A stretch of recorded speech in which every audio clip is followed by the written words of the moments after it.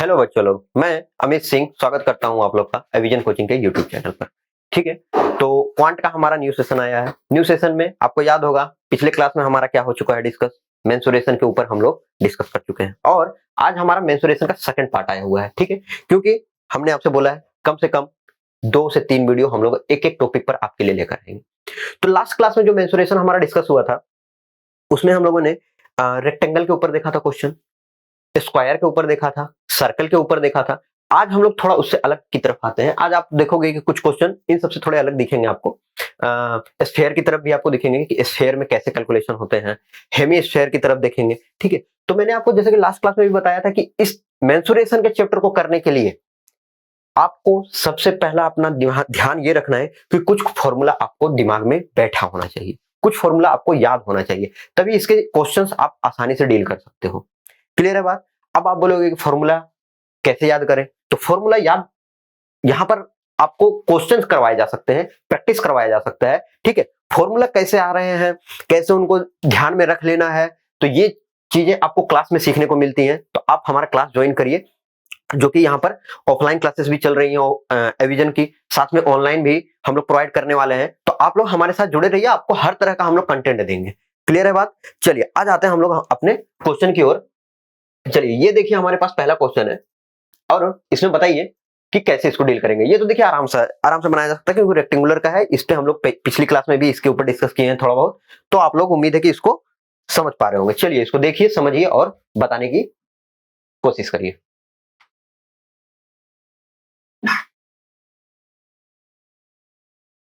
तो आप दिख रहा होगा आपको कि सर इसमें बोल रहा है perimeter of the top of A rectangular table.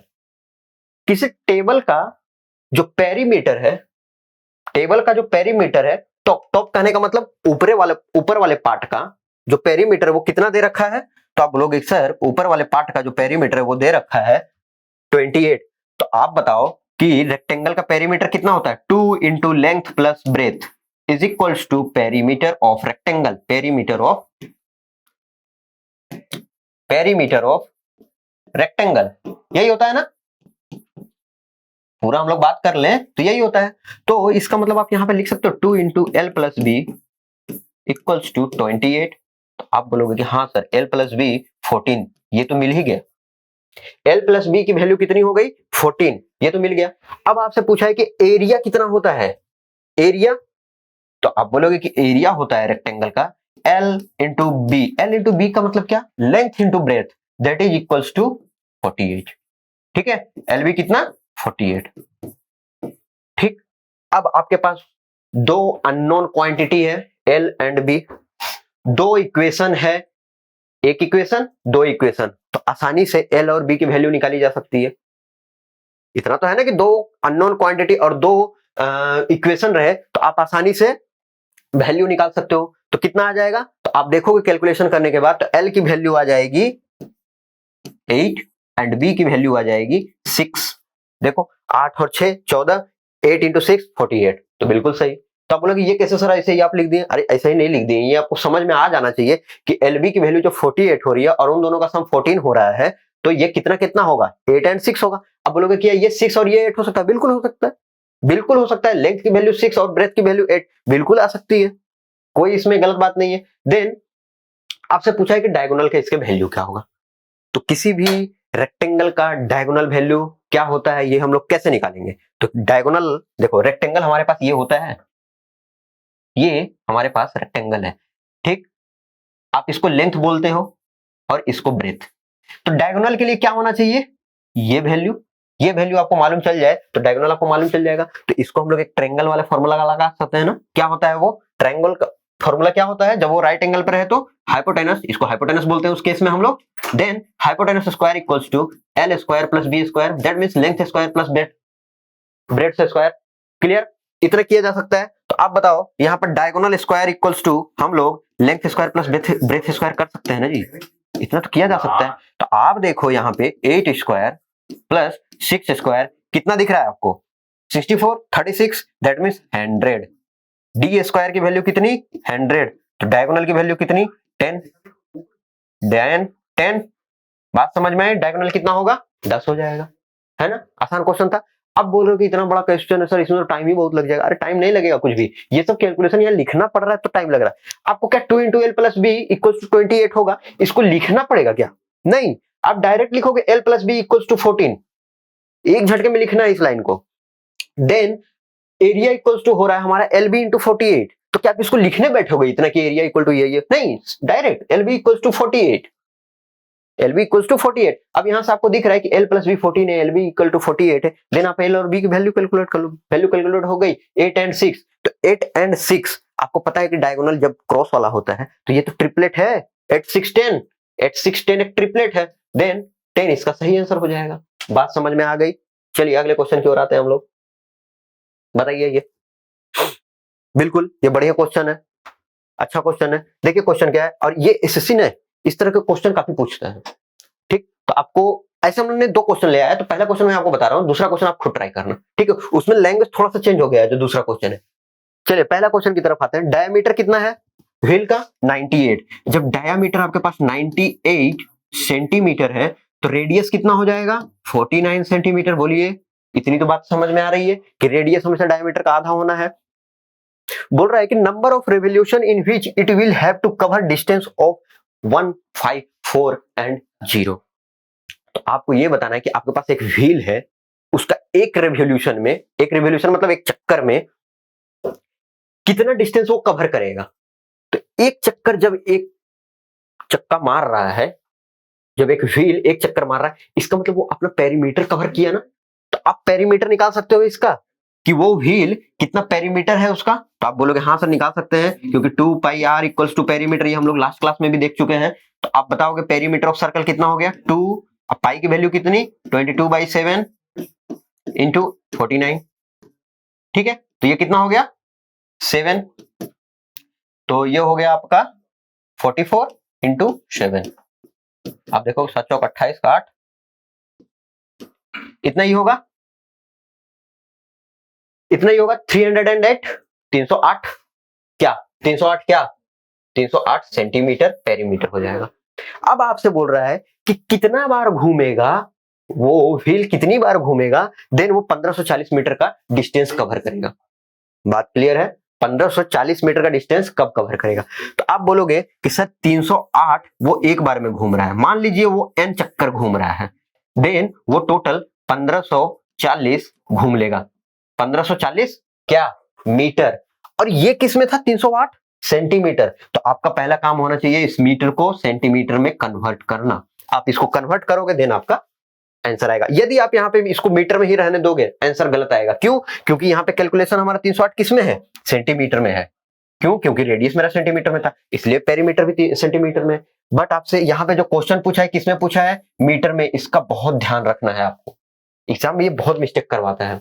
Clear हो गई बात? देन एन की वैल्यू हम लोग निकालने जाए, मतलब कितना चक्कर लगा है, तो आप देखोगे 1540 इंटू 100 डिवाइडेड बाई 308। तो आप देखोगे ये पूरा 5 बार में कट जाएगा। 308 से आप देखोगे ये पूरा 5 बार में कट जाएगा। तो आंसर कितना हुआ? 500, 500। तो 500 टोटल वो रिवोल्यूशन लेगा, पूरा घूमेगा, तब जाकर वो कितना? 1540 मीटर का डिस्टेंस कवर कर पाएगा। बात क्लियर है? इतनी समझ में आ गई ये बात? तो आंसर इसका हो जाएगा 500। ठीक, चलिए अगले क्वेश्चन की ओर आते हैं। और ये क्वेश्चन जो है सेम उसी का है, बट थोड़ा सा इसमें लैंग्वेज घूम गया है। ऑलमोस्ट सेम फॉर्मूला लगेगा, बट आपको बताना है कि क्या इसमें और कैसे हो रहा है। चलिए पढ़िए इस क्वेश्चन को, पहले ध्यान से आपको पढ़ना है, समझना है, then we will discuss it.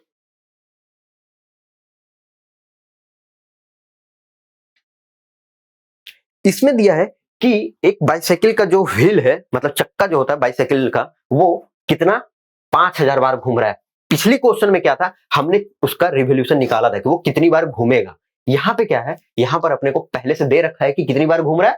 5000 बार घूम रहा है। उसके बाद पूछ रहा है 5000 घूमने के बाद वो कितना ट्रेवल कर चुका है? 11 किलोमीटर। 11 मतलब वो बाइसाइकिल का चक्का यदि 5000 बार घूम रहा है ना, चलते चलते आगे हुए बढ़ते हुए जा रहा है, तो 11 किलोमीटर का डिस्टेंस कवर कर चुका है। तो आपसे पूछा है रेडियस, आपसे पूछा है रेडियस इन सेंटीमीटर। अब यहाँ पे भी ध्यान रखना है कि रेडियस आपका किस में आना चाहिए? सेंटीमीटर में। यहाँ आपको क्या दे रखा है? किलोमीटर। तो या तो पहले इसको किलोमीटर में बदलिए या फिर इसको सेंटीमीटर में बदलिए, दो में से एक काम करना होगा। ठीक है, तो सारा पिछला वाला कॉन्सेप्ट हम लोग लगाएं।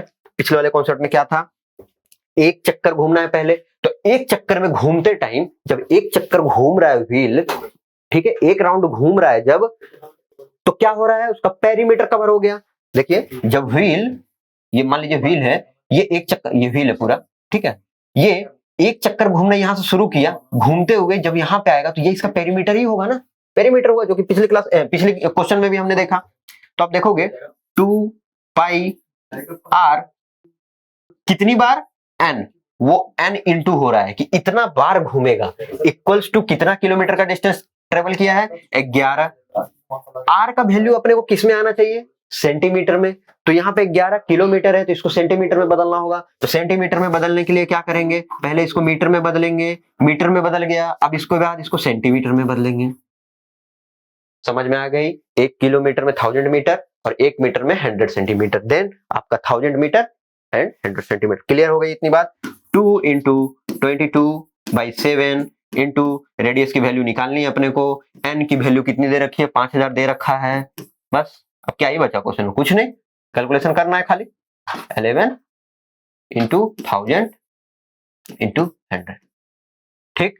तो ये 1000 से ये 1000 कट गया, क्या आया आपके पास, आर इक्वल्स टू आपके पास आ रहा है 1100 इंटू 7 बाई, आप देखोगे 22 10 इंटू 22, यही आ रहा है आपके पास सब लेके। तो अब आप बताओ कि 0 0 कट गया, 22 से आप देखोगे 5 बार में, तो रेडियस की वैल्यू कितनी आई है, रेडियस की वैल्यू आपकी आ रही है 35 centimetre, 35 centimetre, that means option number B इसका सही आंसर है।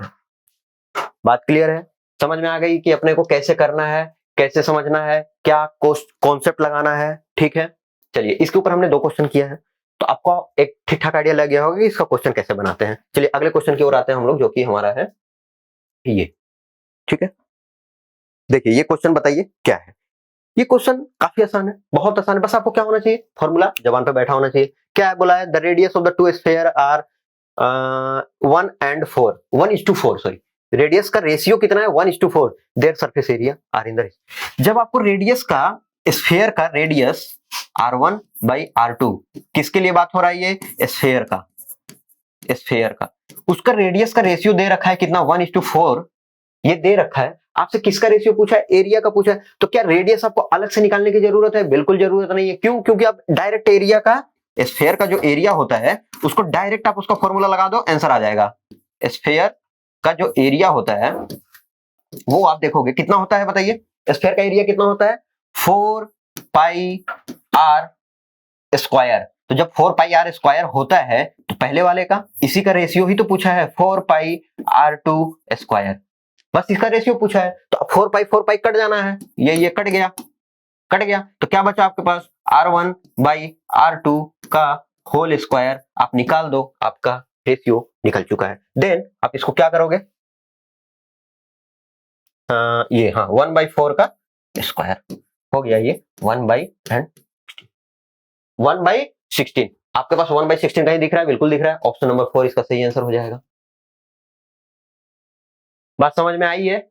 देखिए आपके पास रेडियस दे रखा था और इसका एरिया का स्क्वायर पूछा था, तो इतना आपको कुछ नहीं कैलकुलेशन करना। जब आपको एरिया याद है ना कि r1/r2 मतलब स्फीयर का स्क्वायर का फॉर्मूला होता है 4 पाई आर स्क्वायर, ये आपको याद है कि इसका एरिया 4 पाई आर स्क्वायर होता है। देन आपको क्यों ये करना है, ये सब लिखना है, आपको तो पता है रेशियो में 4 पाई कट जाएगा, जो सेम क्वांटिटी होती है वो तो कट जाती है, बचता क्या है, फिर बचता है जो बच गया, r1/r2 बचा है, बस इसका रेशियो और किसका, इसका स्क्वायर का रेशियो। बात क्लियर। चलिए अगले क्वेश्चन की ओर आते हैं, ये हमारा लास्ट क्वेश्चन है आज का। ये देखिए क्या है हमारे पास, the volume of solid hemisphere, ठीक है, स्फीयर देख लिए, सर्कल देख लिए, रेवोल्यूशन देख लिए जो घूमता है, उसके अलावा हम लोगों ने रेक्टेंगल के ऊपर भी देखा। अब हमारा हेमिस्फीयर, हेमिस्फीयर का मतलब क्या, हेमिस्फीयर का मतलब होता है आधा सर्कल, आधा सर्कल, सर्कल नहीं, ऐसे करके जो ऐसे रहते हैं पूरा, यहां से आप इसको बोल सकते हो इस तरह से, जैसे कटोरी होता है ना, कटोरी, उसको बोलते हैं हेमिस्फीयर, ठीक है, मतलब एक पूरे फुटबॉल को आप आधे से काट दो तो उसको बोलते हैं हेमिस्फीयर। चलिए इसका क्या बोला है आपको, वॉल्यूम, तो वॉल्यूम इसका बताइए कितना है, इसका वॉल्यूम आप देखोगे होता है 2/3 पाई आर क्यूब जो दे रखा है 194 एंड 04। बात समझ में आई? 194 एंड 04 ये इसका दे रखा है। अब आपको क्या करना है? कुछ नहीं, इसका वैल्यू निकालना ही पड़ेगा, कोई और ऑप्शन नहीं है आपके पास। 22/7 आर क्यूब इक्वल्स टू 19404। अब इसका आप कैलकुलेशन करो, कैलकुलेशन करेंगे तो कितना आएगा ये? तो आप देखोगे आर क्यूब की वैल्यू आ रही है 19404 इंटू 21/44, यही आएगा, यही आएगा। 22 इंटू 2 अब हम लोग कर लेंगे तो कितना आएगा? यही आएगा। तो इसको हम लोग काटे 11 से, 4 बार में कटेगा ये, 1 84 7 आपका 7 6 और 4 कितना आया? फिर ये कट जाएगा। अब देखोगे ये कटेगा 1764 इंटू 21/4। आप इसको काटोगे तो 4 से 4 बार में 1 441 इंटू 21। क्लियर? आर क्यूब की वैल्यू आ रही है 21 इंटू 21 इंटू 21। बोलिए सही है इतना कि नहीं? क्यों? 441 की वैल्यू कितनी होती है? 21 इंटू 21, 21 इंटू 21 441 और 21 एक ऑलरेडी है। दैट मीन्स आर की वैल्यू कितनी आई? तो आप बोलोगे सर आर की वैल्यू आ गई है 21, आर की वैल्यू आ गई है 21। दैट मीन्स रेडियस आया है आपका 21। जब रेडियस आपको निकल चुका है, पूछा क्या है आपसे? Total surface area. Total surface area, total surface area of hemisphere क्या होता है? Total surface area of hemisphere क्या होता है? तो आप बोलोगे total surface area of hemisphere होता है, क्या होता है? 3 पाई आर स्क्वायर। पूरे सर्कल का, पूरे स्फीयर का बात होता तो 4 पाई आर स्क्वायर, और इसकी बात करें तो कितना होता है? बताइए कितना होता है? 2 पाई आर स्क्वायर। मैंने 3 बोला शायद, बट कितना होता है area? 2 pi are square. Clear हो गई बात? कितनी? 2 पाई आर स्क्वायर। आइए तो आप देखोगे तो ये हो जाएगा 2 pi are square, 2 into 22/7 into r square की तरफ देखोगे तो आर कितना है आपका? 21 441। ठीक है, ठीक है, यही है आपका। इसको आप कट कर सकते हो, कितनी बार में कटेगा? आप देखोगे 6 3, तो ये आपका 44 इंटू 63, 44 इंटू 63, 3 पाई 3 चौक 12, 3 21, 3 pi are square, 3 pi are square के साथ इसको देखोगे तो ये हो जाएगा आपका 2 पाई आर स्क्वायर, आपका 4 3 12, यहाँ पे नहीं, ये 3 पाई आर स्क्वायर होगा। देन आपका आंसर इसका आ गया है 66, हाँ 66 इंटू 63, 66 इंटू 63 कितना हो जाएगा? ये 66 इंटू 63, आप इसको मल्टीप्लाई कर लो, कितना आ जा रहा है? 18 18 19, और ये हो जाएगा 36 का 6 3 36 3 39। ये देखोगे 8 15 5 1 10 1 11 1 4 4158 4158 सेंटीमीटर स्क्वायर, 4158 सेंटीमीटर स्क्वायर। जो हेमिस्फीयर होता है उसका एरिया 3 पाई आर स्क्वायर होता है, 2 पाई आर स्क्वायर नहीं होता। ठीक है, इस बात का ध्यान रखना है कि क्या होता है? Area of hemisphere 3 pi are square, 3 pi are square. तो ये आपका आंसर आ गया फाइनली 4158। ठीक है, यहाँ पे 2 पाई आर स्क्वायर मैंने पहले लिखा था, बट ये 3 पाई आर स्क्वायर होता है। इसको ध्यान रखना है इस बात को, 3 पाई आर स्क्वायर होता है। क्लियर? आपके पास आंसर कितना आया फिर? 4158। तो इसका आंसर हो जाएगा आपका ऑप्शन नंबर ए। क्लियर हो गई बात? चलिए ठीक है, तो ये सेशन हमारा यहाँ पे ओवर होता है। देन नेक्स्ट सेशन हम लोग आपके लिए लेकर आएंगे जो कि क्वांट का ही रहेगा। तो मिलते हैं आपसे नेक्स्ट सेशन में। ध्यान रखिए, पढ़ाई करिए। Thank you.